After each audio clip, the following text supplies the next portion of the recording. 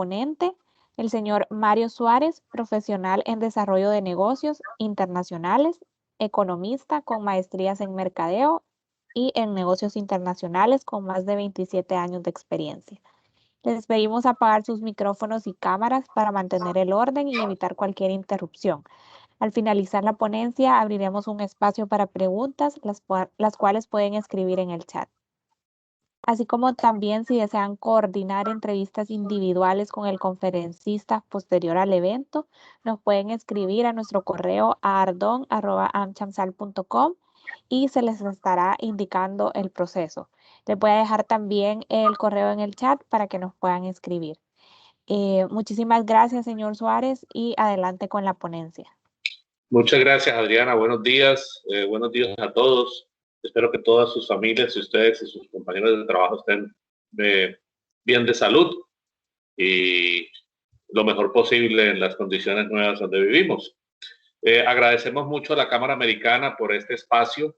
Venimos colaborando con las cámaras americanas ya hace unos 9, 10 años en este tipo de labores. Hemos tenido la oportunidad de apoyar a AmCham El Salvador en el pasado, por lo cual nos ha permitido desarrollar amigos salvadoreños con los cuales ya hemos ayudado en la implementación de proyectos acá, y esperamos de que esa red de empresas que buscan internacionalizar, que buscan nuevas oportunidades, se pueda expandir, ya que eso es responsabilidad de los empresarios, el poder buscar nuevas alternativas y desarrollos posibles. Básicamente mi presentación del día de hoy, como lo esquematizaba Adriana, está consistente en esos aspectos. Obviamente en una hora y media el tiempo no es suficiente para entrar con todos los detalles, pero esperamos sí con esta ponencia, con esta presentación de información que queremos compartir, el que ustedes puedan tener una idea más clara de cómo poder desarrollar proyectos de expansión de su empresa salvadoreña en el exterior, siendo uno de esos destinos posibles los Estados Unidos. Esperamos poder matar algunos mitos, poder aclarar unos procesos, poder darles ideas para su futuro desarrollo de negociación. Y como bien decía Adriana, también fuera de la sesión de preguntas y respuestas que podamos desarrollar en el final del día de la conversación de hoy, también estamos abiertos, ¿sí?, para que ustedes puedan solicitar a través de AmCham El Salvador citas individuales con nosotros para poder ampliar y poder apoyarles de una manera más específica en estos aspectos. Export Américas es una compañía que lidera un grupo de empresas de ruta de internacionalización, empresas que están especializadas en temas legales, en temas tributarios, en temas aduaneros, en temas logísticos, seguros, registros de marcas, administración, contabilidad, etcétera, etcétera, por lo cual a través de nosotros podemos guiarlos con el profesional que pueda llegar a apoyarlos y acompañarlos en ese desarrollo de negociación. Este es el servicio que hemos creado para las cámaras americanas. Trabajamos muy de la mano con Centroamérica, entre ellas obviamente Salvador, la parte del Caribe, específicamente República Dominicana, como también Suramérica, Colombia, Perú, Ecuador, Argentina, Brasil. Entonces esperamos de que podamos tener ese desarrollo y apoyar a las compañías a expandir sus mercados. La presentación la quiero dividir en 4 partes. Una primera parte es sobre las oportunidades de comercio internacional. ¿Por qué deben ustedes considerar complementar su operación en El Salvador con otros mercados externos? El mundo desde hace muchos años está en la parte de comercio internacional, ¿ya? Y las actuales situaciones permiten identificar de que ya el 32 o 38% de la actividad económica mundial se basa en intercambio comercial.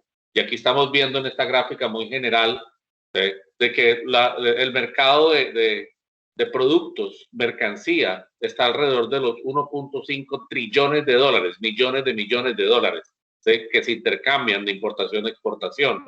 El sector de servicios, igual es un sector que ya está casi en los 5.000 trillones, 5.000 millones de dólares en la parte de intercambio. Entonces, es importante, es una parte importante de la economía, ¿ya? Y esto nos lo recordó, y a veces las situaciones que no son muy agradables, como la pandemia generada por el COVID, nos recuerda de la importancia de estos temas.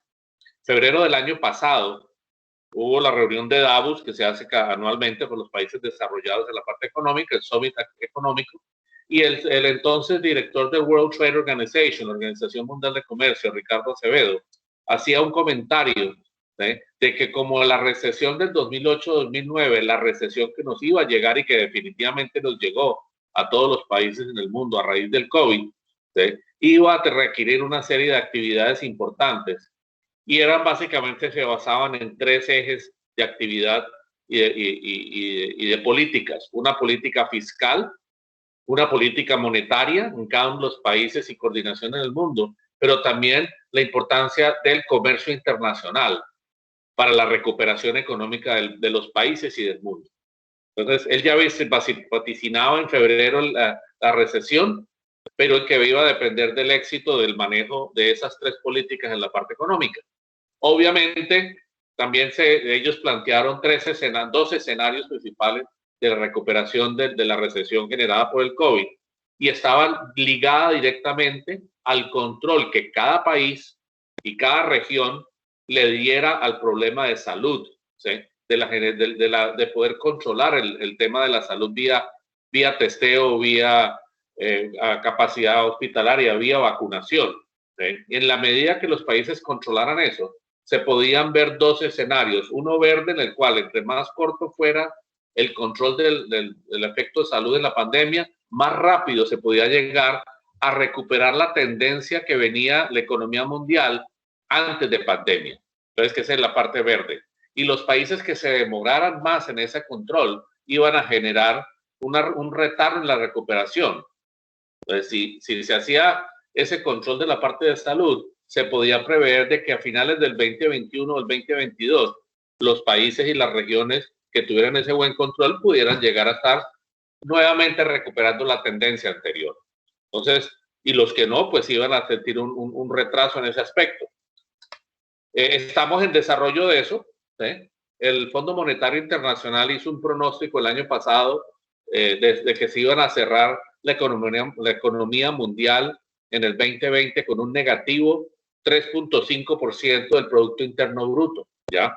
Y entre ellos que Estados Unidos iba a cerrar con un 3.4%, ¿ya? Lo cual realmente Estados Unidos cerró con 4.1%, ¿sí? Perdón, el 4.1 el último trimestre, ¿ya? Más sin embargo cerró el año en 2.3%.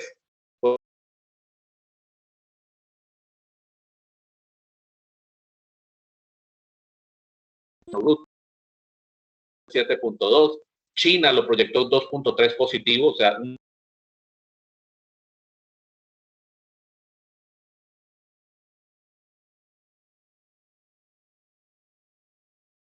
y proyectaba que el 2021, de acuerdo a la evolución del control de la pandemia en cada país, de que Estados Unidos cerraba con 5.1% del Producto Interno Bruto, ¿sí?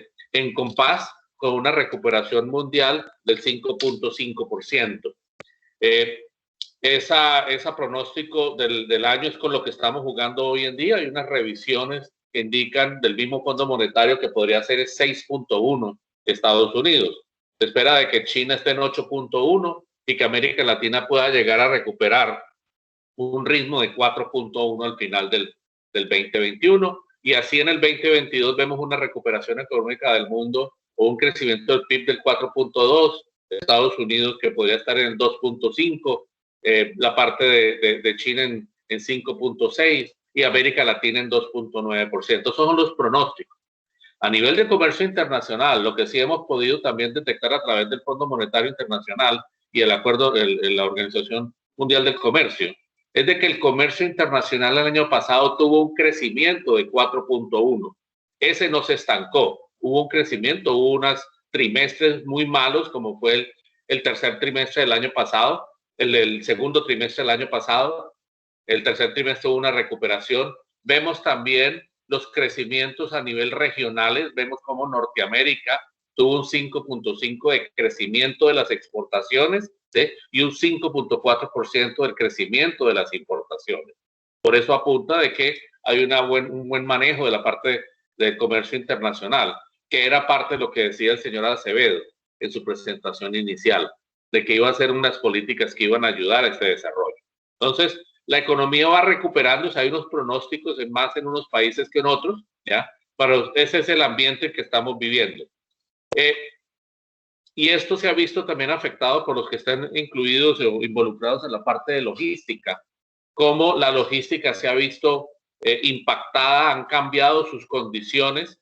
El hecho de que se estén haciendo más frecuentes los requerimientos de entrega de mercancía ha puesto a prueba, ¿sí?, los sistemas, la infraestructura, el equipamiento, todo lo que es el engranaje de la parte logística.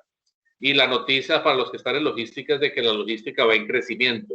Y esto va muy atado con la parte de comercio internacional que veíamos en la gráfica anterior. O sea, ratifica lo que estaba pronosticado el señor Acevedo en febrero del 2020. También podemos analizar entonces bajo este aspecto que el comercio internacional es importante. Ahora, una de las alternativas de comercio internacional es el mercado de Estados Unidos, ¿ya?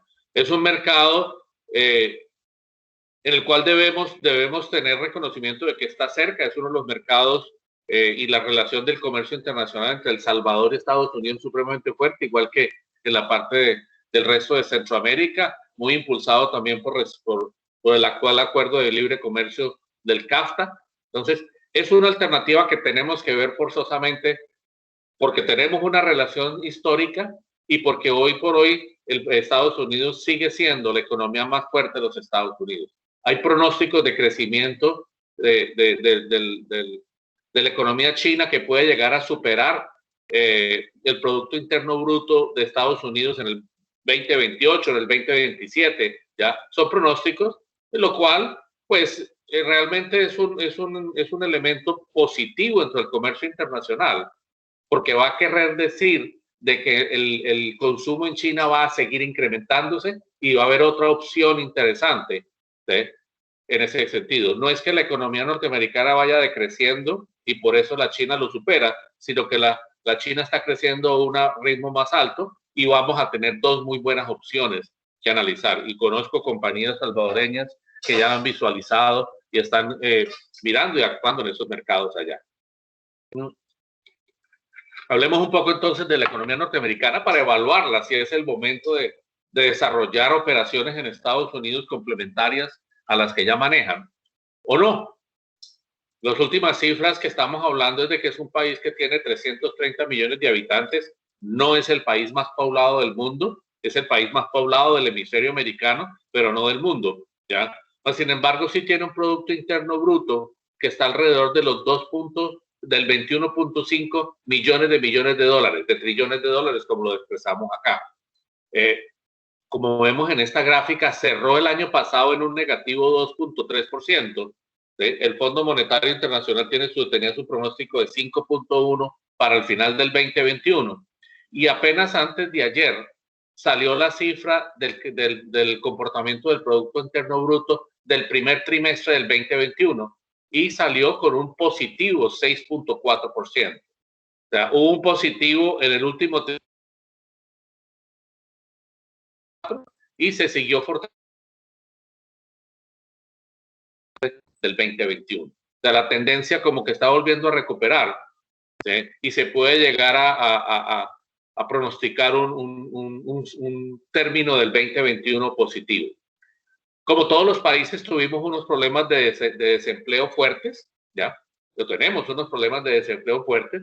El año pasado, en el tercer trimestre, se inició con un 14% de desempleo, viniendo del diciembre del 2019 con un 3.5% positivo. Entonces, hay una situación de crecimiento de 11.5% de crecimiento en la parte de desempleo, lo cual en el tercer trimestre, en el cuarto trimestre y en el primer trimestre del 2021 ha venido disminuyéndose. Han habido empleos que se han recuperado o otros empleos de negocios que se cerraron, que los empleados están buscando colocarse en otro mercado, ¿ya? Y ese desempleo bajó del 14% en el segundo trimestre del 2020 al 6% en el primer trimestre del 2021. ¿Ya? Hay una recuperación del empleo, hay una disminución del empleo. Ahora, todavía nos falta todavía falta, hay 9,5 millones, 10 millones de personas desempleadas en Estados Unidos, lo cual todavía sigue siendo una problemática, pero hay una tendencia positiva en la reducción de ese porcentaje.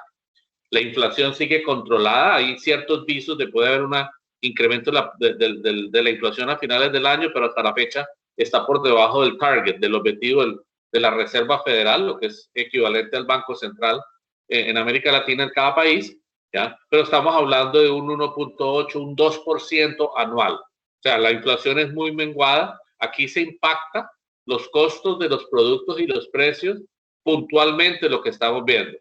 Recientemente vieron de que hay un incremento de los costos de la gasolina en Estados Unidos y los combustibles, lo cual impactó temporalmente los precios. Subieron la semana pasada, subieron esta semana y se pronostican que bajen nuevamente la semana entrante en la recuperación de la distribución de combustibles en la costa, en la parte sureste de los Estados Unidos. Pero son puntuales según las repercusiones de las actividades.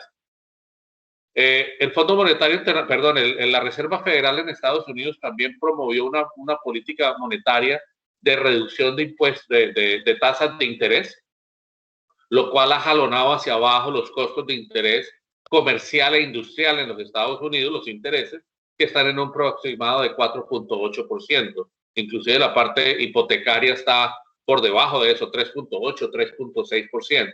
Depende de la calificación de crédito del aplicante al crédito. Sin embargo, estos son los índices globales. Esta presentación la estamos compartiendo, ya la hemos compartido con Ancha en El Salvador porque se la distribuye a ustedes. Y esta presentación tiene unos enlaces vivos, como de población, de Producto Interno Bruto. Y aquí en esta parte de indicadores económicos, ustedes pueden hacer clic a ese enlace y poder llegar a ver sectores específicos de economía que pueden ser de su interés particular. La economía de los Estados Unidos es una economía privada principalmente, el 83% del PIB es privado, 16.6% es gasto gubernamental, es decir, aun cuando Estados Unidos tiene una infraestructura política gubernamental muy alta, somos 50 estados independientes, cada uno con Congreso, cada uno con Corte Suprema de Justicia, cada uno con Poder Ejecutivo, policial, etcétera. Más sin embargo, y cada estado está subdividido en condados. En Florida hay 67 condados. Yo vivo en el condado Miami-Dade y el condado Miami-Dade tiene 37 municipios, cada uno con su respectivo alcalde y demás. Entonces es una infraestructura grande, pero con todo y eso, solamente representa el 16.6% de la actividad económica del país. Esto hace que las políticas, las acciones, los efectos negativos o positivos de la economía son muy rápidamente asimilables e impactan la economía norteamericana, lo cual lleva también a que acciones como las que tomó el gobierno federal el año pasado y nuevamente en este año, de sacar unos planes de recuperación para el COVID, como fue el CARES Act del año pasado, que fueron 2.5 trillones de dólares, los que se ingresaron por parte del gobierno federal a la economía en dinero directamente al contribuyente para consumo, en alivios de rentas, en dinero para los hospitales y para los diferentes gobiernos estatales y condales. Eso generó una recuperación, digámoslo, en el tercer trimestre, en el cuarto trimestre. Y eso fue incentivado nuevamente con otro plan que sacó el nuevo presidente electo Biden, de 1.3 trillones de dólares que salió en los primeros meses de su administración, lo cual también ha incentivado ese crecimiento económico. Pero eso es posible porque la economía es principalmente privada. Entonces tenemos una economía general, ¿sí? con tendencias positivas, con crecimientos de ciertos niveles. Ahora, hay un mensaje a nivel de comercio internacional interno en Estados Unidos, y es de que Estados Unidos no lo podemos vender, no lo podemos ver como un mercado en total, sino que lo tenemos que ver segmentado. Yo veo para poder tener una rentabilidad y una competitividad de los mercados de Estados Unidos, sea de importación o sea de exportación o de venta de servicios o compra de servicios, yo veo ver el país segmentado. Una de las formas de segmentar es el desarrollo económico. Y aquí podemos ver de que algunos estados tienen crecimientos del Producto Interno Bruto más acelerados que otros. Entonces debemos monitorear cuáles estados están en mejor estado que otros y poder llegar a determinar por dónde iniciamos y progresivamente ir cubriendo los mercados objetivos. ¿Ya? También lo debemos ver a nivel de Producto Interno, de ingreso per cápita, ¿sí? Porque una cosa es el Producto Interno Bruto, que es el ingreso total del país, y el ingreso per cápita, que es la capacidad de compra que tiene cada persona económicamente activa dentro del país. Eso va a medir realmente la capacidad de compra del consumidor norteamericano. Que si lo comparamos con otros países desarrollados, el norteamericano tiene un 16% más capacidad de compra que un alemán, que es la economía fuerte de Europa, un 21% más que un francés o un 23% más que un japonés, etcétera. Entonces, hay capacidad de compra. Ahora, dependiendo de eso, yo también puedo ver el país por estados o por condados y llegar a determinar por dónde quiero entrar.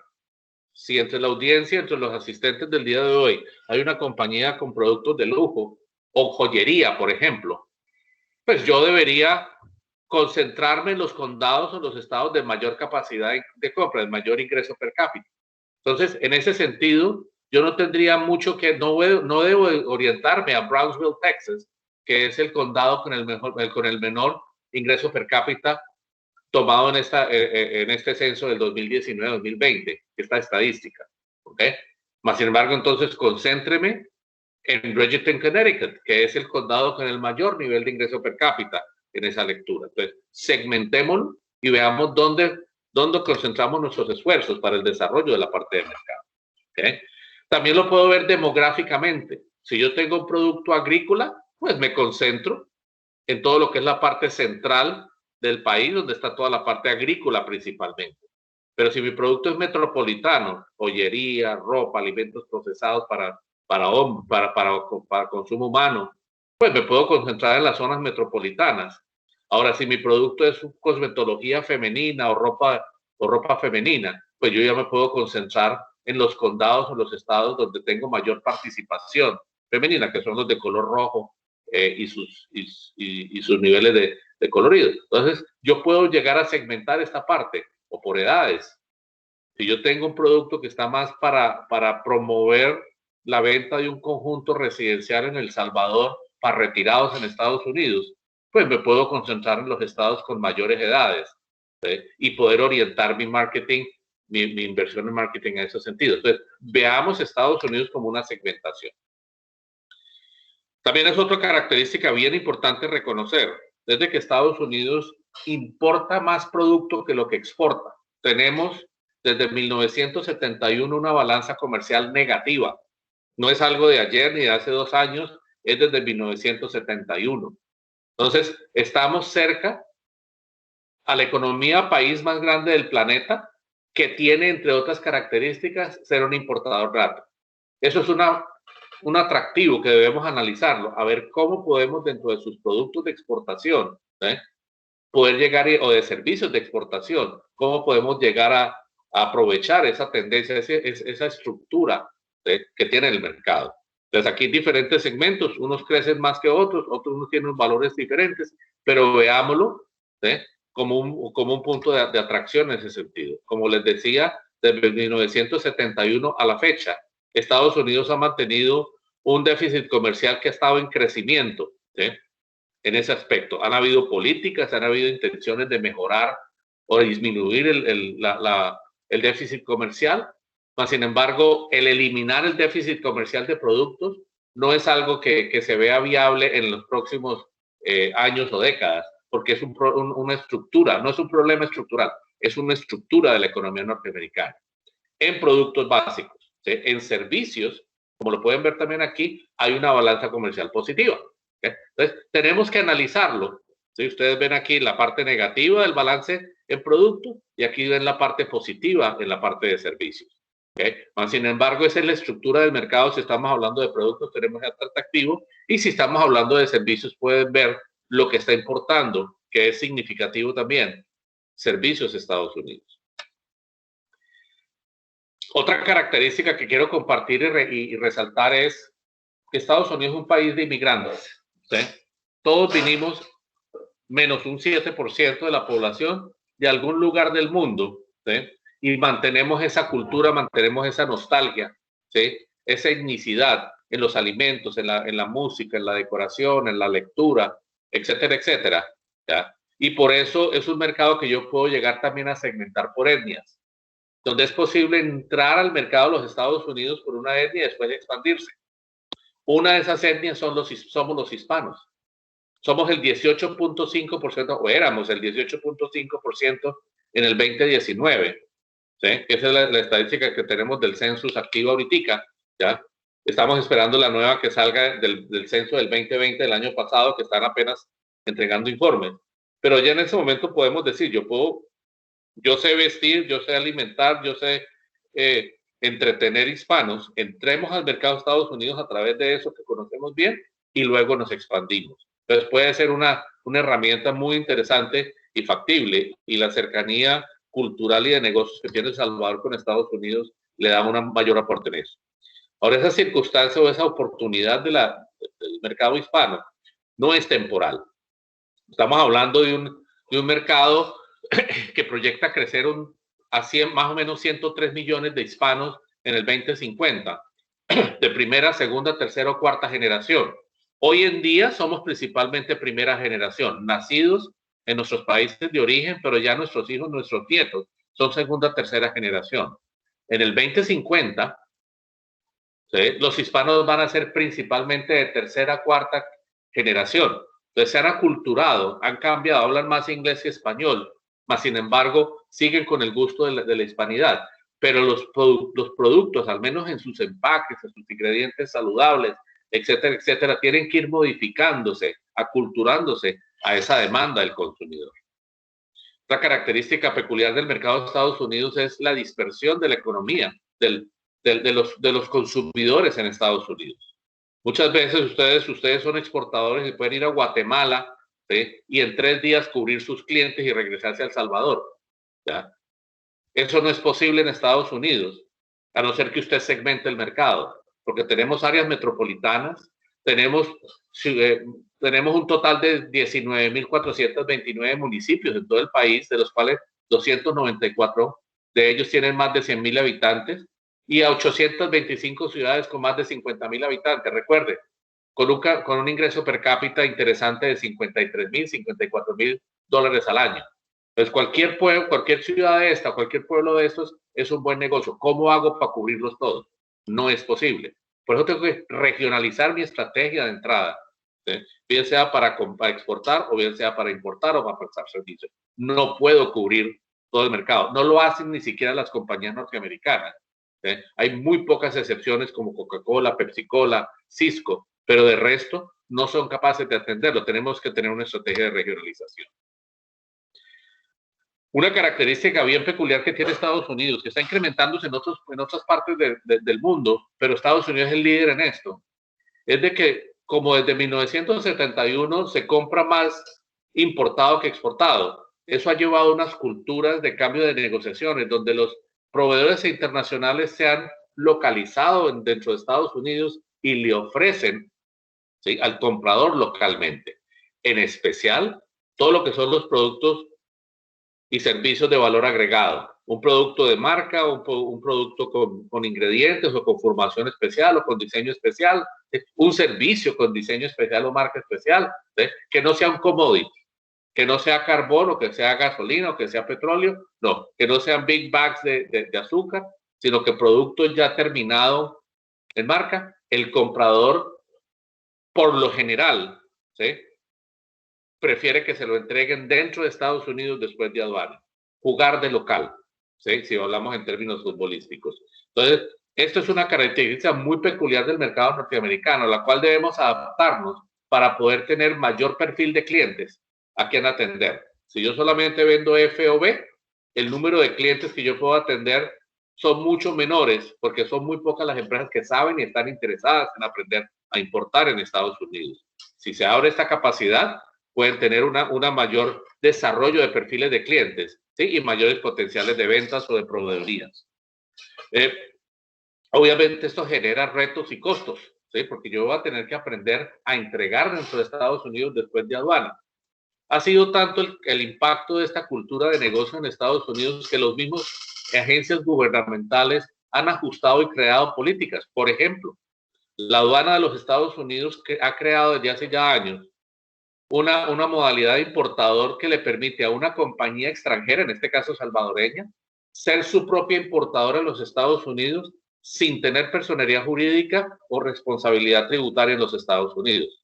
Esa modalidad se llama Non-Resident Importer, importador no residente, donde usted, compañía salvadoreña, puede llegar, exportar desde El Salvador y decirle a la aduana de Estados Unidos, venga, yo voy a ser el importador también, ¿ya? Y este producto va para Atlanta, un cliente. Entonces yo voy a ser el importador, pues el consignatario de la carga es mi cliente en Atlanta, ¿ya? Y hace la gestión, usted factura, en vez de facturar $10 FOB, El Salvador va a facturar $14 puesto de EDP en Atlanta. Usted va a exportar a $14. Usted recobra su dinero y su responsabilidad tributaria es totalmente en El Salvador y no en Estados Unidos. Entonces, hay unas modalidades que han cambiado. La facturación en Estados Unidos no hay que registrar facturación en ninguna agencia de gobierno antes de facturar. Las numeraciones de control interno, ¿ya? Hacer distribución, ahí ya la tecnología y las modalidades, como lo vamos a ver un poquito más adelante, ¿eh? Donde yo puedo subcontratar operadores logísticos que me presten servicios a costo variable. El día que no tenga inventario, el día que no tenga movimiento en Estados Unidos, el costo es cero. ¿Sí? Hay que dar crédito. Como ya las negociaciones, yo le entrego en Estados Unidos, usted luego me paga, estamos hablando de que hacer un cobro en Estados Unidos. Hay modalidades de tarjetas de crédito corporativo, está el factor, está la parte de transferencia. Hay diferentes alternativas que usted puede llegar a desarrollar en estos aspectos. Hay bancos que permiten que compañías extranjeras abran cuentas bancarias en Estados Unidos sin personería jurídica. No son muchos, pero hay algunos bancos que lo permiten, ¿sí? Entonces, hay modalidades que lo permiten hacerlo. Ahora, eso que de todas maneras es un reto y un costo, ¿ya? Las compañías que tomen decisión de hacer ese desarrollo en Estados Unidos para poder entregar localmente, también viven una metamorfosis. Dejan de ser productores exportadores a convertirse en comercializadoras internacionales con presencia en los mercados de destino, en este caso Estados Unidos. Ese hecho les da a ustedes el derecho, ¿sí?, de poder ser parte de las utilidades de las cuales disfrutan los importadores o los distribuidores en Estados Unidos. O sea, si usted le va a vender a un cliente en Atlanta, ¿sí?, antes de hacer la negociación, averigüe cuánto le costaría a ese cliente comprar un producto similar desde un distribuidor en Estados Unidos. Va a que le cueste $16, ¿sí? Entonces, usted puede vender a $14, o ¿por qué no vende a 15,50? Ya que usted tiene esa habilidad de entregarle. Entonces, podemos llegar a desarrollar decisiones, recursos y retos y costos logísticos, pero también podemos llegar a tener esas utilidades. Eso le permitiría a usted poder ser competitivo en productos que inclusive precios FOB no son competitivos contra Asia o contra México o contra otros países, pero que usted DDP sí puede ser competitivo porque ya se metió dentro de la marginación de los comercializadores mayoristas en Estados Unidos. Entonces son alternativas que hay que analizar y dependiendo de cómo se quiera estructurar, ya usted está viendo necesidad de elementos comerciales, legales, tributarios o logísticos, de acuerdo a cómo lo quiera desarrollar. Y es lo todavía más en concreto. Debemos analizar qué tan interesante es el segmento de mercado que yo manejo de mi producto, ¿ya? ¿Será que yo puedo entrar al mercado? ¿Qué tan interesante es el mercado de alimentos procesados? Ahí estamos viendo que son 437,000 millones de dólares. Lo que se vende a través de almacenes no incluye la industria alimentaria ni los restaurantes, que son 16 mil millones de dólares. Entonces, es un mercado interesante. Dentro de ese segmento están los alimentos saludables. Hay segmentos como los snacks, que también están snacks saludables, ya que están creciendo. Entonces yo debo analizar dentro de los Estados Unidos cómo está mi segmento, a ver si eso vale la pena, el desarrollo de negocios, ¿sí? La parte de superfoods, la parte del comercio electrónico se enfatizó todavía mucho más grande en los Estados Unidos a raíz de la pandemia misma. Los desarrollos de software, los desarrollos de desarrollos apps. Hoy en día el restaurante en Estados Unidos que no tenga página web de comercio electrónico o una app para vender delivery o carry out o curbside, de que yo pueda hacer una entrega, o sea, esos restaurantes cerraron porque no están adecuados a la nueva realidad del mercado. ¿Sí? Eso fortalece los mercados digitales de poder hacer el manejo de campañas en redes sociales, etcétera, etcétera. La logística en Estados Unidos, como la van a ver un poquito más adelante, se expandió por estos mismos cambios. Farmacéutico, cuidado de piel, construcción. Analicemos nuestro mercado y veamos las oportunidades que tenemos y entremos a reconocer quiénes son nuestros competidores, porque en Estados Unidos lo que hay mercado, pero hay también mucho competidor, muchas marcas conocidas. Sin embargo, aquí se debe destacar de que es plurimarquista, ¿sí? Lo que dice que la marca es importante, pero más importante o tan importante que la marca es la diferenciación de productos. Si usted puede diferenciar su producto o su servicio, ¿ya? Puede entrar al mercado norteamericano así no sea una marca reconocida. El comprador norteamericano paga por la diferenciación. Entonces, diferencia su producto y va construyendo su marca. Regístrela y la va construyendo. Conozcamos el canal de distribución, cómo está funcionando en la parte de confección, de textiles, en la parte de alimentos. ¿Sí? ¿Qué tipo de clientes quiero yo desarrollar? ¿Quiero venderle directamente al consumidor o quiero venderle a los detallistas o quiero venderle a los mayoristas? ¿Con qué margen quiero trabajar? ¿Qué logística debo tener? Porque una de las cosas es la logística, entregarle a un importador distribuidor, a otro atender a los supermercados y las farmacias, donde tengo que hacer 2 entregas semanales. Entonces, dependiendo de su estrategia, ¿sí? Usted va a necesitar su logística y su desarrollo. Dentro de esa parte de los canales, el comercio electrónico ha sido muchísimo, ¿sí? Desde años atrás, ¿sí? Como estamos viendo la cifra desde el 2017, estaba proyectado que ya íbamos a llegar, ¿sí? A aproximadamente unos 612 miles de billones de dólares en comercio electrónico. El año pasado, esa cifra llegó a 709 mil billones de dólares. ¿Ya? Se superó. O sea, esta proyección ya está caduca. ¿Ya? Ha sido superior. ¿Por qué? Porque la misma pandemia generó al cierre de almacenamientos, compra online. ¿Ya? Entonces, ahí hay una posibilidad de una gran penetración por la la buena banda ancha que hay en Estados Unidos, facilita la compra desde laptops, tablets, teléfonos, ¿sí? Y la penetración del comercio electrónico ha crecido muchísimo. Ahora, aquí hay un tema interesante para los que están interesados en meterse en comercio electrónico. El 66% de las entregas de los productos que se compran en Estados Unidos por comercio electrónico tienen inventarios dentro de Estados Unidos. ¿Sí? El 27% produciría nacional o internacional y solamente el 7% viene de proveeduría internacional.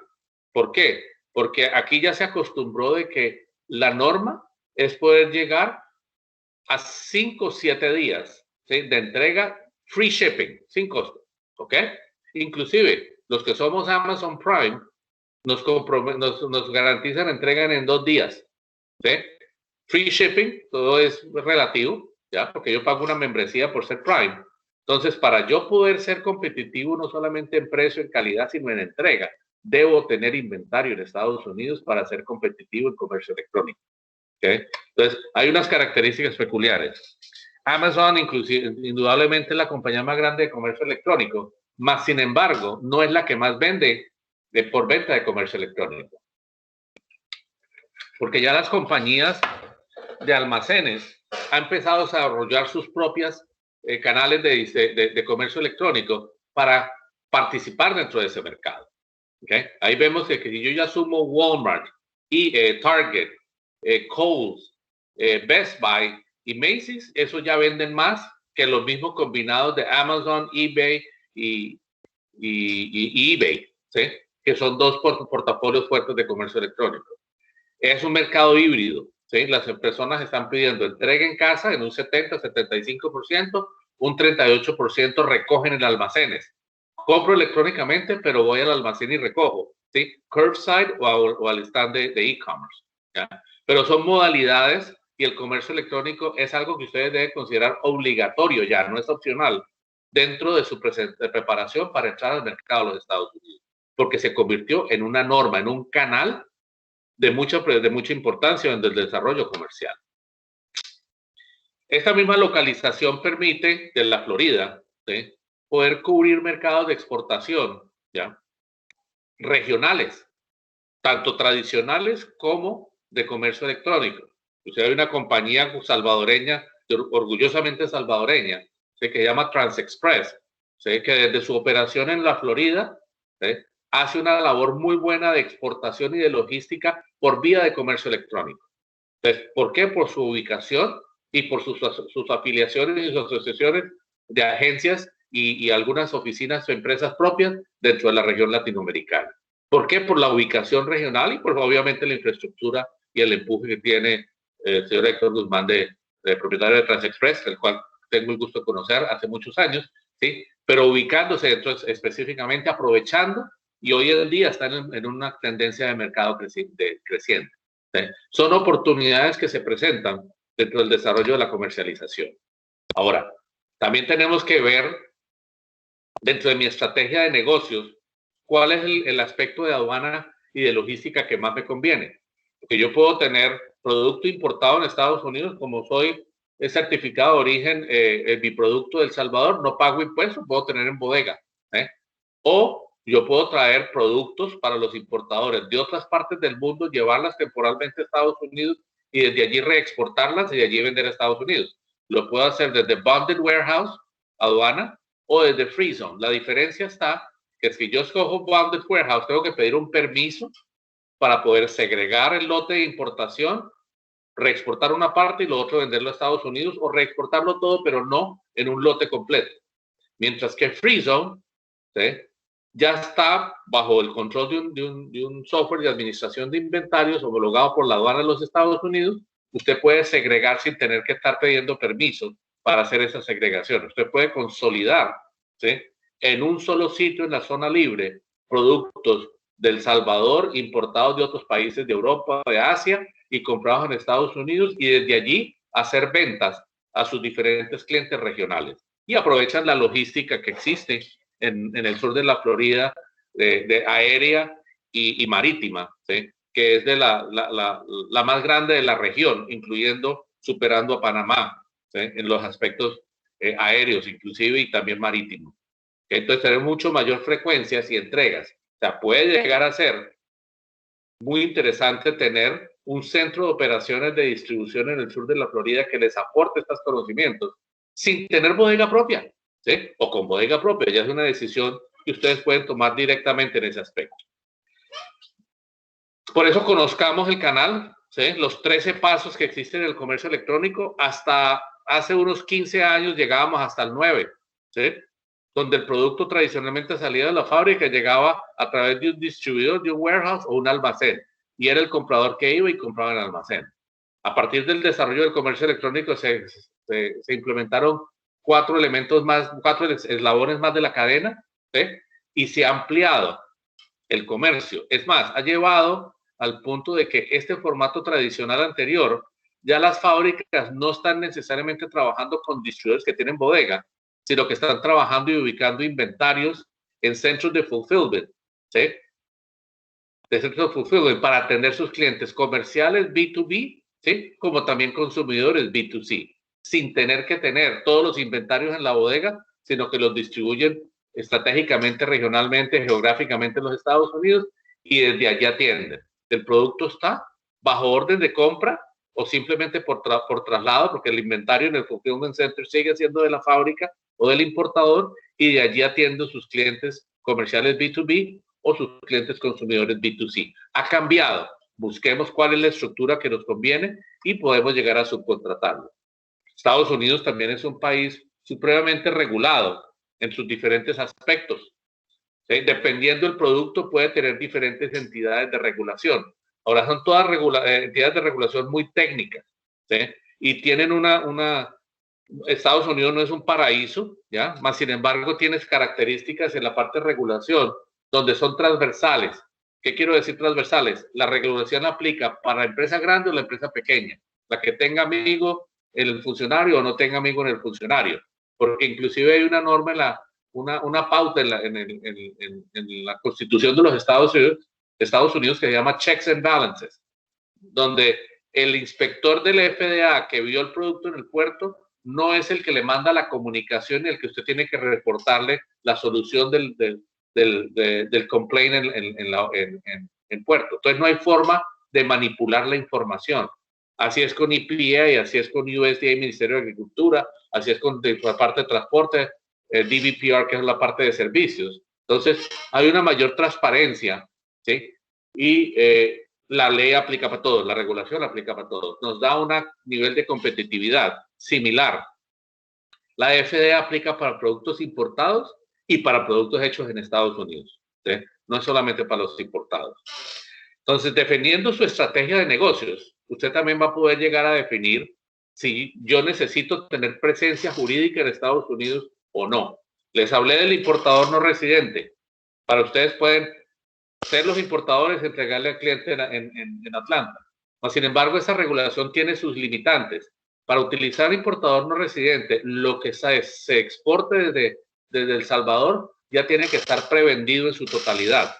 Yo puedo mandar un pedido que va para Atlanta en su totalidad o un contenedor que tenga para 3 pedidos, para 3 clientes o 4 clientes ya prevendido, de tal manera que llegó a la aduana, usted lo analizó como importer record, puso el nombre del consignatario donde va la mercancía a cada cliente y se fue.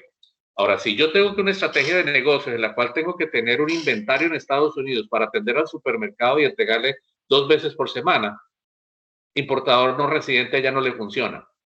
Ya no le funciona. Tiene que crear una personería jurídica que le permita hacer eso. O usted decide dejar de los $16 o 15,50 que vendió el producto, $1 en Estados Unidos. Importador residente ya no le funciona. Lo tiene que dejar, ¿sí?, en una personería jurídica nueva.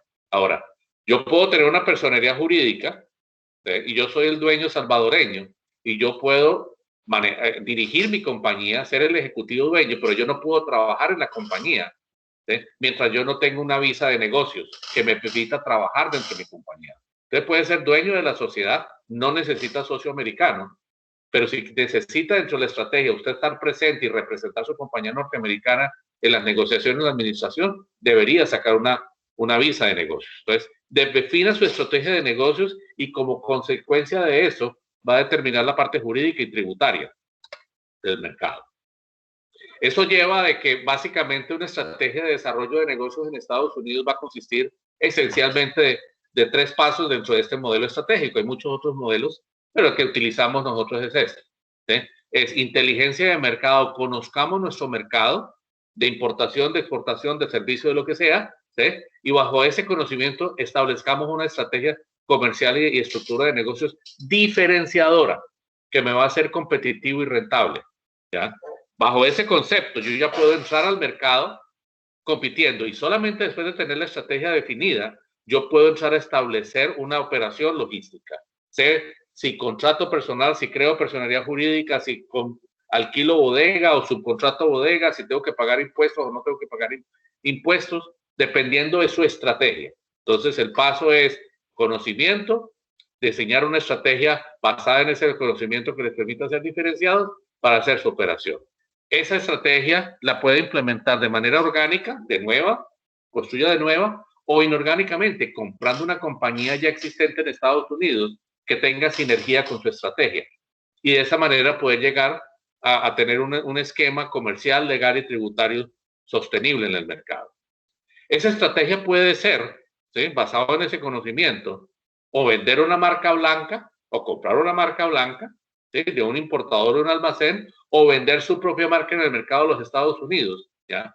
Lo cual va a implicar diferentes niveles de volumen, de requerimientos de calidades y con términos de negociación. Seguramente para venderle a un importador usted le puede vender FOB El Salvador o sí puerto norteamericano, pero para un almacén lo más probable es que usted tenga que vender DDP, ¿sí? Va a tener unos márgenes mayores, ¿sí?, o puede vender su marca por comercio electrónico a distribuidores con un mayor margen, ¿sí?, con volúmenes medianos, van a hacer negociaciones de DP, o vender almacenes donde el margen va a ser el más alto, ¿sí?, donde usted va a hacer entregas más frecuentes, necesita más logística, ¿ok?, pero tiene mayor control sobre el destino de su producto. Definan su estrategia y mi recomendación es de que hagan un plan comercial, ya que hago un símil. Una cosa es yo decir, me voy de viaje y me voy para el aeropuerto a ver dónde consigo tiquetes aéreos, o ¿sí? El poder yo decir, voy a hacer un itinerario, ¿sí? Y me voy de viaje para tal sitio, hago reservación hotelera, escojo los restaurantes donde voy a ir. Mi viaje va a ser más satisfactorio al no tener itinerario. Igual un plan de negocio, ¿sí? Un plan comercial. Defina cuál es su perfil de consumidor, a quién va a ser como intermediario, defina su estrategia de producto diferenciado, servicio diferenciado, ¿sí? Cómo va a cuál es la estrategia de precios, cuáles son los canales de distribución que va a utilizar, los servicios, y finalmente haga un presupuesto, no solamente de ventas, sino de gastos e inversión, porque la implementación de su proyecto le va a tener un costo en ese aspecto. Y haga una validación, compare sus productos, ¿sí? Contra la competencia, o desarrolle, si va a ser un importador, ¿sí? Desarrolle un análisis de sus proveedores, dónde puedo hacer logística, cuáles pueden ser las condiciones de pago, cuáles pueden ser los aseguramientos que yo tengo para que el producto esté verificado antes de que sea reexportado para El Salvador, etcétera, etcétera. Haga un análisis, haga una radiografía de las opciones que tiene para poder tomar una decisión, compare los tamaños, las etiquetas, las certificaciones, los precios de competencia, y puede llegar a tomar una decisión más clara de cuáles son sus volúmenes. Y ahí, si hace falta de que usted tenga logística en Estados Unidos, analice las dos opciones.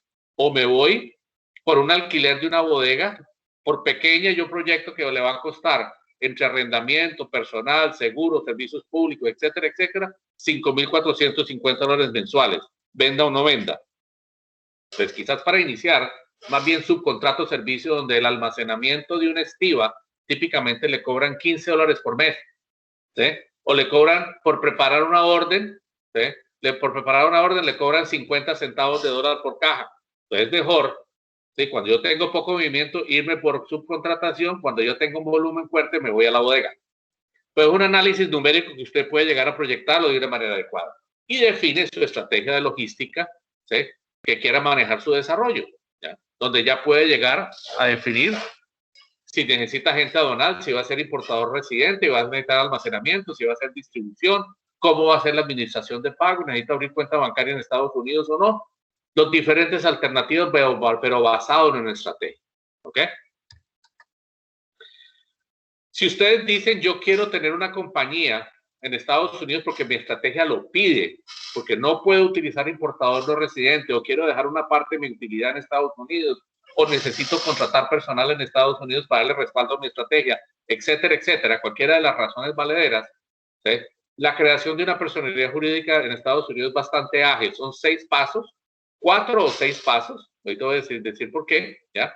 En la cual consiste inicialmente los pasos 1 y 2 es seleccionar su tipo de sociedad, crear los estatutos, la parte la estatutaria.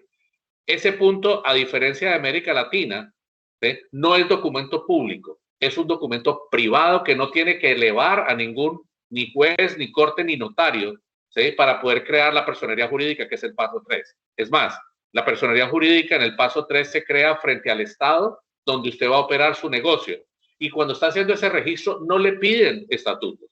Suponen que los tiene, que es un documento privado, ¿sí? Pero no se los piden. ¿Ok?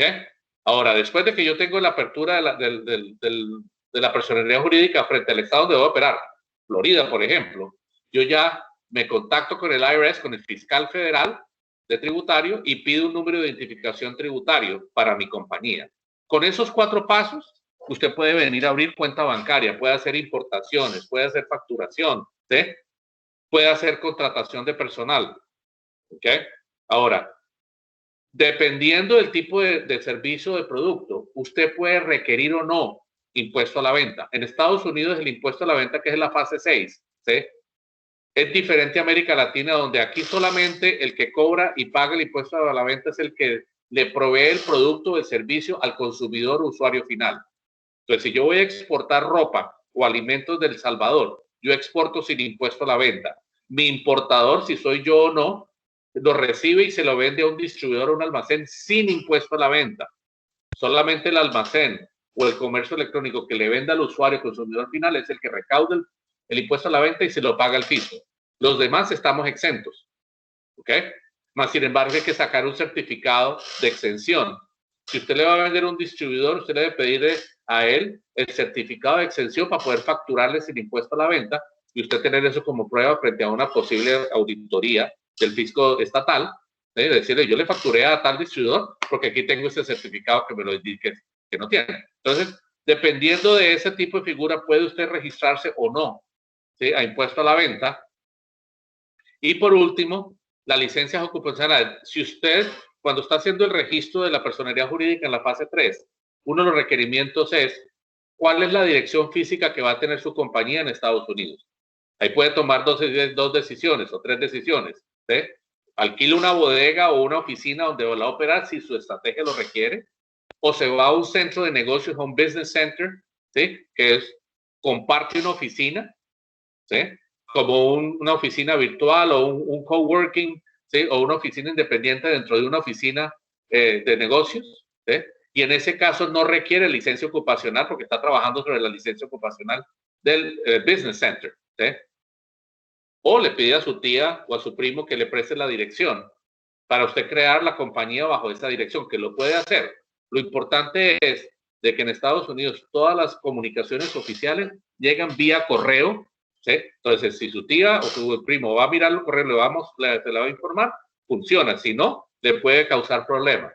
Y si no, coja su oficina independiente o un business center donde prestan ese tipo de servicios, ¿sí? Dependiendo, si usted quiere hacer una operación virtual, llega hasta el cuarto, ¿sí?, o hasta el quinto si tiene impuesto a la venta. Y si usted ya quiere una oficina independiente, necesita licencia ocupacional. Si no, no la necesita. Entonces, son los pasos. Ahora, muy importante definir, ¿sí?, la estructura social, ¿sí? En Estados Unidos no existe la unipersonal donde Mario Suárez actúa como persona y como empresa. Si yo quiero actuar como empresa, tengo que ser un propietario de un solo dueño, un sole proprietorship, ¿sí?, una sociedad de uno. Ya puede ser colectivo, puede ser en comandita, puede ser de responsabilidad limitada como un LLC, Limited Liability Company, dependiendo de lo que ustedes entre sus socios quieran hacer, ¿sí?, y determinan la exposición a los acreedores, las responsabilidades entre socios, jurídicamente hablando. ¿Ok? Entonces, eso es una decisión que debes de tomar desde el punto de la conformación social. Ahora, a nivel tributario, para los extranjeros, esas compañías se pueden registrar de dos maneras frente frente al agente fiscal, al agente tributario en Estados Unidos federal, el IRS, que se puede registrar como corporación o como responsabilidad limitada. Yo pueda que sea una sociedad en comandita, un general partnership a nivel jurídico, pero lo puedo registrar como Limited Liability Company frente al fisco, ¿sí?, para que no me vayan a confundir. ¿Ok? Son dos modalidades. ¿Por qué las dos modalidades? Porque la corporación es de doble tributación. Tengo una empresa que vendió $100,000, $90,000 fueron, $80,000 fueron los costos directos de mercancía, $20,000 me quedaron de utilidad bruta, $10,000 de operación durante el año, gastos operativos, me quedaron $10,000 de utilidad neta. La compañía presenta anualmente su declaración de renta y paga el impuesto sobre los 10,000 netos. Y los socios pagan dependiendo de su distribución de dividendos. Si son dos socios, son 5,000 para cada uno, ¿okay? Y cada uno, cuando recibe el dinero, va a pagar su impuesto sobre la renta personal dentro de Estados Unidos. Doble tributación. En el caso de la Limited Liability, la compañía igual se ganó $10,000 netos, reporta pero no paga, ¿ya? El que paga es el socio, haya o no haya distribución de utilidades ese año, ¿sí? Si no hubo, al tercer año, recibe los 2 años primeros, ya pagó los impuestos como están, completos, y solamente paga sobre el tercero. Pues, dependiendo de su decisión, puede ser corporativo o limited liability para tener la facilidad de tener un impuesto sobre la renta neta. Esto ya lo expliqué. Igual. El impuesto federal, ¿sí?, el impuesto sobre la renta de la utilidad neta es de dos niveles, federal y estatal. El federal hoy por hoy es del 21% flat para todo tipo de compañía independiente del estado, del nivel de ventas, del nivel de activos, de personal, nada, todos tenemos el mismo 21% sobre la utilidad neta. Recuerden, si es LLC, responsabilidad limitada, no paga el 21% porque tiene esa manera. Y el estado donde usted está operando también le cobra un impuesto sobre la renta dependiendo de cada estado. En la Florida es el 5.5, ¿sí? Siendo los primeros $50,000 de utilidad exentos. En este caso no los pagaría porque estamos suponiendo $10,000 de utilidad, ¿sí? Pero pagaría un 5.5 frente al estado de la Florida. Cada estado tiene el suyo. Nevada tiene el 4.6, California tiene el 8.9, Nueva York tiene el 8.1. Cada estado tiene el suyo a nivel corporativo, impuestos corporativos. ¿Okay? Entonces, el socio paga impuestos sobre la renta personal de sus ingresos. Estamos trabajando sobre la suposición de que son $10,000 de utilidad neta para la compañía y tiene dos socios 50 y 50. En este caso serían 5,000 para cada uno. ¿Cuánto pagaría el socio? El primer bracket, el primer rango es de 0 a 9,950. Entonces pagaría el 10% cada uno sobre sus 5,000. ¿Ok? Si ya se gana más de 9,950 cada uno, ya pagaría 10% sobre los primeros 9,950 y el 12% sobre el excedente de 9,951 para adelante. Y así va siendo compuesto el impuesto. ¿Ok? Ahora, si yo soy socio salvadoreño, ¿sí? Tengo visa de turismo nomás, ¿sí? Y vivo menos de 183 días continuos o discontinuos durante el último año, o 120, 122 días promedio en los últimos 3 años, ¿sí?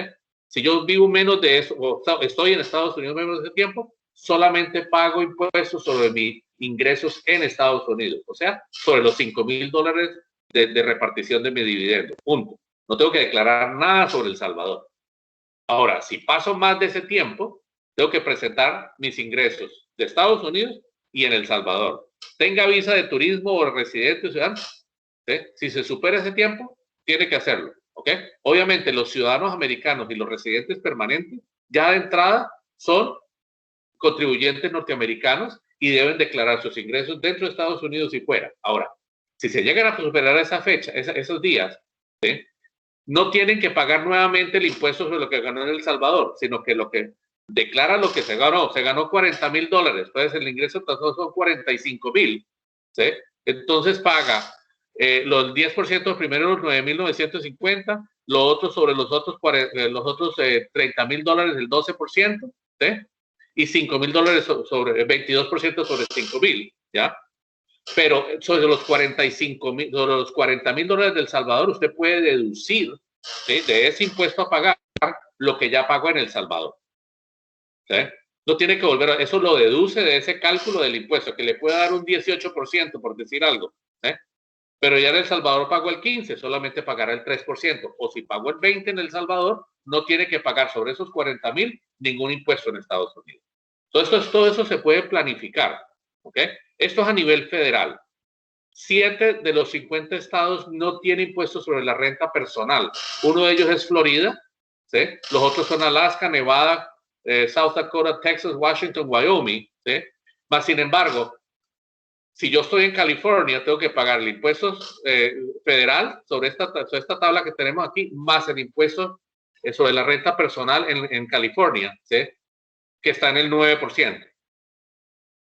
Entonces, también es un proceso de selección en esa parte. Certificado de impuesto a la venta, ya se los expliqué. Este es el certificado que debe mostrarle su comprador mayorista para que usted lo guarde en archivo para una eventual auditoría. Obviamente, si tiene personalidad jurídica en Estados Unidos. Si importador no residente, despreocúpese de esto. Decía, si tiene una oficina independiente, usted debe sacar una licencia ocupacional, ¿sí? Que viene también compuesto por un certificado de uso. Cada sitio de uso en Estados Unidos tiene un uso, ¿sí? Y el uso es, por ejemplo, si yo quiero tener una bodega, yo no puedo tener una zona residencial. Entonces tengo que ir a la oficina del condado, pedir el certificado de uso diciéndole, usted sí puede tener bodega en esta dirección que quiere alquilar o comprar. Después de que tenga el certificado de uso aprobado, va a la ciudad donde va a ubicarse y allí le disparan unos inspectores, unas visitas de inspectores se planifican, ¿sí? Para que hagan la inspección del sitio, ¿ya?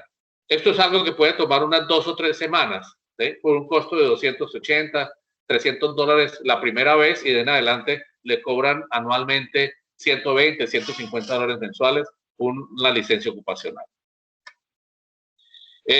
Dependiendo del tipo de negocio, también puede llegar a necesitar, si quiere montar una oficina de real estate, pues va a tener que tener una licencia, además de la licencia ocupacional, la licencia profesional que corresponda a su actividad.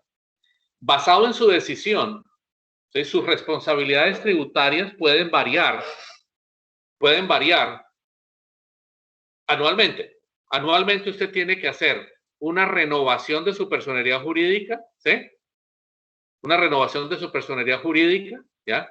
Y debe, si tiene oficina independiente, hacer la renovación de la licencia ocupacional, ¿ok? Ahora, tributariamente, ¿sí?, si usted tiene que hacer obligatoriamente la declaración de renta de la compañía, que es el 1120 o el 1040, dependiendo del tipo de sociedad, ¿sí?, que se hace conjuntamente con la declaración de renta estatal, en este caso estoy diciendo Florida, ¿ya? Más sin embargo, si usted, y hacer una presentación de impuesto a la venta si tiene producto o servicio que cobre impuesto a la venta, ¿okay? Pero si no tiene personal, no tiene que hacer presentación de declaración de deducciones y retenciones, ¿ya? Ni tiene que hacer el aporte al seguro de desempleo, que lo hace la compañía. Entonces, dependiendo de su decisión, ¿sí?, sus reportes tributarios se limitarían, si no tiene personal y no tiene impuesto a la venta, a una renovación anual y a una declaración de renta anual y un impuesto trimestral de impuesto a la venta, si lo tiene. Si no lo tiene, también está afuera. Dependiendo de su virtualidad, lo puede llegar a manejar de esa manera. Ahora, estos negocios, estos desarrollos de estrategias los pueden hacer para finalizar de dos maneras. Uno, orgánicamente, comenzando de nuevo totalmente la operación, o inorgánicamente, comprando una compañía que tenga sinergia con tu estrategia. ¿Ok? Obviamente, orgánicamente, el tiempo, 1 o 2 años de desarrolla y llega a un punto en que la compañía tiene suficientes ingresos. No tiene proveedores, no tiene empleados, todo eso hay que construirlo. O la alternativa es la inorgánica, donde la inversión inicial es principal, es mucho más elevada, es casi el 100%, ¿ya? Más sin embargo, usted tiene ingresos al día siguiente porque es un negocio que está funcionando. Que usted lo va a transformar y mejorarlo a su estrategia, más sin embargo, tiene ingresos al día siguiente. Pueda que no esté en punto de equilibrio, pero su punto de equilibrio va a llegar más rápido que el punto de equilibrio inorgánico. ¿Ok? Ahora, sin embargo, ustedes están pensando, ¿y qué viene con esa empresa que estoy comprando? ¿Ya? Que es una incertidumbre. Uno no sabe qué falencias, qué demandas, qué inquietudes, qué problemas de personal tiene esa empresa, ¿sí? O qué tan cierto es lo que le están diciendo de la empresa la realidad. Es un gran punto de interrogación, más sin embargo, la buena noticia es de que en Estados Unidos los procesos de compra de negocios están regulados bajo una ética, ¿sí? Y solamente las personas que tengan el cumplimiento de esa ética pueden tener una licencia para ser agentes de venta de negocios, ¿sí? El dueño del negocio lo puede vender directamente, pero si hay un tercero que viene a vender un negocio, tiene que tener una licencia, ¿sí?, registrada frente al estado donde está operando. ¿Ok? Y eso tienen que cumplir la siguiente reglamentación. 1. Yo puedo salir por cualquiera de estos portales que estoy compartiendo acá abajo en el archivo y buscar en negocios. Aquí pues puse como ejemplo, están vendiendo una estación de gasolina o están vendiendo un distribuidor de frutas y verduras en Miami. ¿Ok? Están pidiendo para la gasolinería $220,000, ¿sí? Y están pidiendo $295,000 por el distribuidor. Yo con eso no puedo tomar una decisión de compra, mas sin embargo es un inicio. Si yo quiero más información, la regulación dice, debe llamar a la gente o al dueño y pedirle que le mande un contrato de confidencialidad que usted debe firmar, comprometiéndose que la información que le suministren es solamente para analizar la posibilidad de la compra y la inversión, no para montar la competencia. Usted firma esa confidencialidad y le mandan estados financieros, dirección del negocio, porque ahí ven que no hay dirección, cuánto ha vendido en los últimos 2 años, el personal, etcétera, etcétera. Información suficiente para usted poder analizarlo. Si hay un interés, usted puede, con esa confidencialidad, pero una cita, videollamadas se están acostumbrando muy hoy en día, o visitas ya a los negocios para conocerse personalmente y conocer más. Si después de esa revisión de información y visita hay un interés, usted hace una carta de intención de compra, donde le dice, pueda que sean los 220,000 o de entrada le ofrezco 200,000, ¿ya? Como interés de compra, pero antes de cerrar el negocio yo quiero que usted me autorice a hacer una auditoría o lo que llama un due diligence. Que viene, revisa equipos, estado de ventas, cartera de clientes, todos los activos que usted quiera, hace una evaluación financiera de la compañía. Y usted dijo en la carta de intención, quiero 3 semanas o 4 semanas. Antes de cumplir ese tiempo, ¿sí? Usted le puede decir, mire, sí me interesa el negocio, pero no son 220,000, son 195,000, porque hay un inventario que no me interesa o hay una maquinaria que está muy vieja y no la quiero comprar. Y usted puede negociar ese precio, ¿sí? Y con un común acuerdo hacen el cierre. El dinero de la compra no se la manda usted al vendedor del negocio, se lo manda a un abogado de cierres o una compañía de títulos de cierres. Ellos lo reciben en la cuenta de fiducia. Ese abogado es responsable de validar de que el que está vendiendo está autorizado para vender y que los activos no tengan una prenda o una deuda encima. Si la tiene, él recibe el dinero que usted recibe, va y paga, ¿sí?, la deuda y libera el activo y hace la entrega de activos tangibles o intangibles limpios. Usted puede comprar la personería jurídica anterior o no. Eso es parte de su negociación, ¿ya? Ya que si compra una personería jurídica puede arrastrar problemas legales o laborales anteriores, más bien crea una nueva y compra los activos de la compañía. Entonces, son alternativas, ¿sí?, y son recursos que están vigentes acá. Para concluir, ¿sí?, a través de la Cámara Americana estamos ofreciendo una ruta de internacionalización en la cual consiste en 5 pasos. Un diagnóstico que básicamente lo hacemos a través de las entrevistas individuales que ofreció Adriana inicialmente, ¿ya? Y en eso definimos la madurez, la preparación de su empresa y sus productos para ver si el siguiente paso es conocer cuál es el mercado objetivo más conveniente o ya lo tienen. Definir si tienen una estrategia comercial y de estructura de negocios que ya tienen definido o necesitamos desarrollarla. ¿Sí? Y les apoyamos en la implementación de esa estrategia o el fortalecimiento de compañías ya existentes que pueden ustedes ya tener que necesitan un fortalecimiento. Pero dependiendo de la preparación y el nivel de necesidad que tenga cada compañía, escogemos a qué paso vamos. No necesariamente tienen que ir por los 5 pasos, por lo menos por el primero, y de ahí podemos establecer el paso que sigue.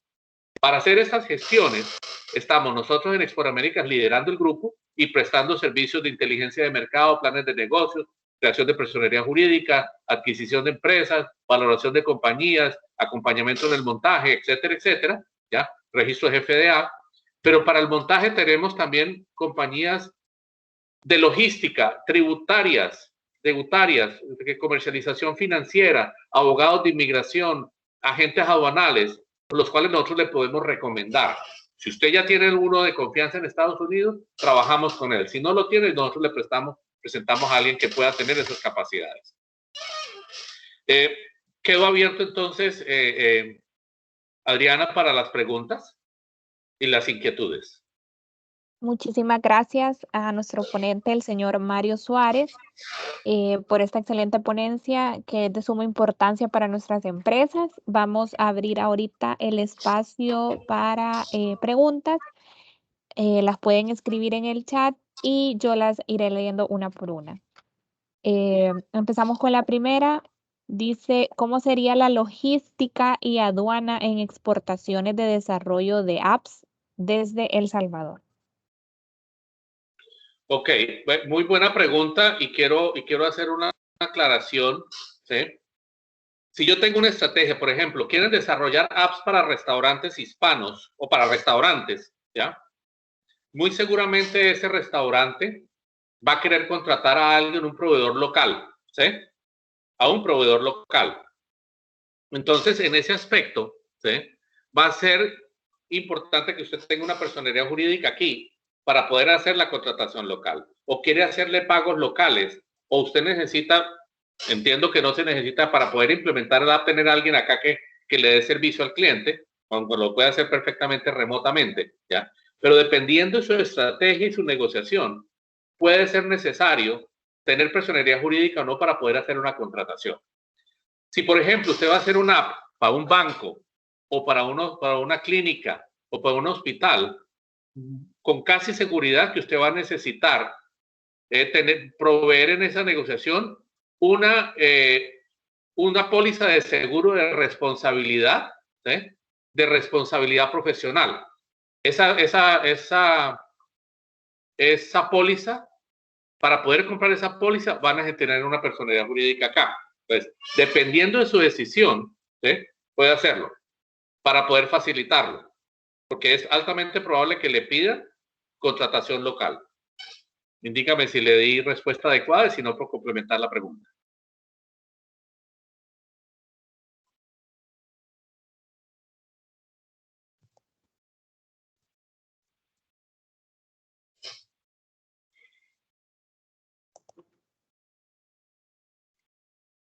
¿Alguien más tiene otra pregunta que nos quieran colocar en el chat? Con mucho gusto.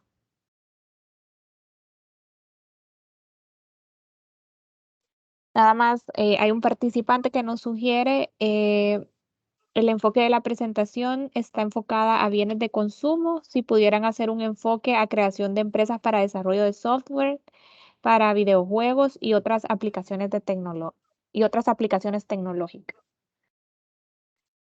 Perfecto, sí, con mucho gusto podemos en una futura presentación que volvamos a hacer la conferencia incluir el sector de software y servicios, con mucho gusto. Lo hemos trabajado. Puedo sí anticiparle, ¿sí? A la persona que tiene el interés particular en esto, que es bien importante. Usted puede conseguir clientes desde El Salvador y usted puede proveerle, gracias a Dios, a la tecnología, usted puede mandarle la solución ya hecha en El Salvador directamente al cliente, ¿ok? Ahora, como es un producto, es un servicio de valor agregado, es altamente probable, como le acabo de contestar a la persona anterior, de que le pida una contratación local. Yo quiero contratar a alguien local, ¿sí? Aun cuando esté en El Salvador el desarrollo, pero que yo pueda pagar y contratar y firmar la orden de compra aquí. En ese caso es crear la personería jurídica virtual con los 4 pasos, no necesita ni las 5 ni las 6 para esa implementación, con lo cual puede abrir cuenta bancaria y el comprador del servicio le puede pagar localmente en Estados Unidos, ¿sí? Y hacer la contratación.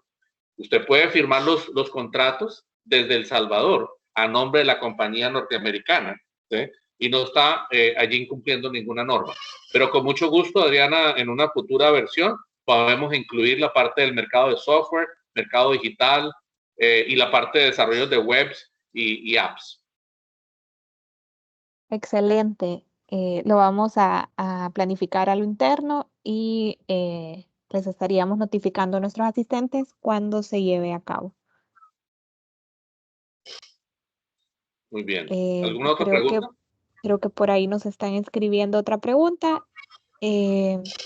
¿Cuáles serían los pasos para obtener una visa de negocios y qué limitaciones tiene con los 120 días promedio de responsabilidad tributaria? Muy buena pregunta, gracias por la pregunta. Todos estos comentarios que yo hago en la parte de la creación de personería jurídica, en la parte tributaria, ¿sí? Tienen el respaldo de los grupos de abogados y de tributarios que trabajan en nuestra ruta de internacionalización. La siguiente exposición, y esa aclaración la quiero hacer antes de darle respuesta a su pregunta de inmigración. Después de que yo tenga establecido la estrategia de negocios e implemente ese negocio, ¿sí? En su etapa que corresponda, porque yo puedo decir, voy a montar una distribuidora de productos alimenticios una comercializadora de productos alimenticios en Estados Unidos, ubicado específicamente en el estado de la Florida, por decir algo, por decir un ejemplo, ¿sí? Para usted pedir la visa de negocios tiene que haber creado la compañía, haber creado la personería jurídica, haber abierto la cuenta bancaria, haber empezado a hacer las primeras transacciones, para lo cual usted puede tener bodega o no bodega, dependiendo de la modalidad que tenga, ¿sí? Pero ya haber empezado a hacer las primeras transacciones, bien sea de exportación desde El Salvador a Estados Unidos o desde Estados Unidos comprando mercadería y exportándola a El Salvador para venta en El Salvador, demostrar que el negocio está funcionando, ¿sí? Porque basado en eso, usted tiene, bueno, como yo decía inicialmente, usted puede ser dueño de la sociedad, pero no puede trabajar en ella. Sin embargo, ya con esa implementación definida, ¿sí? Un abogado de inmigración le prepara su aplicación para que usted vaya a la embajada en San Salvador de Estados Unidos y dice, mire, yo tengo este negocio creado, ¿sí? pero para poder manejarlo necesito la visa de negocios. Ahora, igualmente, pero tiene que haberlo implementado, no es, deme la visa y yo lo monto, no, móntelo y yo le doy la visa, es la modalidad de inmigración, son visas con propósito. Ahora, la visa B1, B2 que usted tiene hoy en día como turista, una de las actividades permitidas es usted poder desarrollar y montar un negocio nuevo en Estados Unidos. ¿Sí? Inclusive los abogados de inmigración le pueden proveer cartas de ellos para que si en una eventualidad en un puerto de entrada, ¿sí? En un aeropuerto le piden, pero usted que viene por tercera vez en este mes, es que estoy montando mi compañía y mi abogado me dice que bajo esta ley yo puedo utilizarlo, esta visa para hacer esa modalidad. No se puede quedar con eso por años, pero sí 3, 4, 5, 6, 7 meses lo puede utilizar esa herramienta. Ahora, desde el punto de vista de los 120 días, ¿sí? Indefinitivamente, si usted se pasó los 183 días en el último año, ¿sí? O los 120, 22 días en los últimos promedios 3 años, usted va a tener que presentar declaración de renta por sus ingresos en Estados Unidos y globales. Esa sí no tiene escapatoria, ¿ok?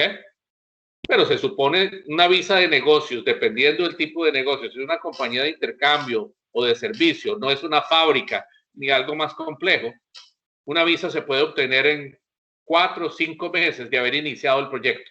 ¿Sí? Es lo que normalmente hacemos la parte de las visas. Ahí es donde estas preguntas como lo que me acaban de hacer es interesante, que solicite su entrevista a través de AmCham, en la cual, según lo que usted me esté solicitando, en la entrevista va a estar el abogado de inmigración, ¿sí? O va a estar el agente aduanal, o va a estar la persona que le puede dar respuestas específicas a ese proyecto. Sin embargo, para esa entrevista necesitamos que tengamos una idea de cuál es el tipo de negocio que se quiere desarrollar.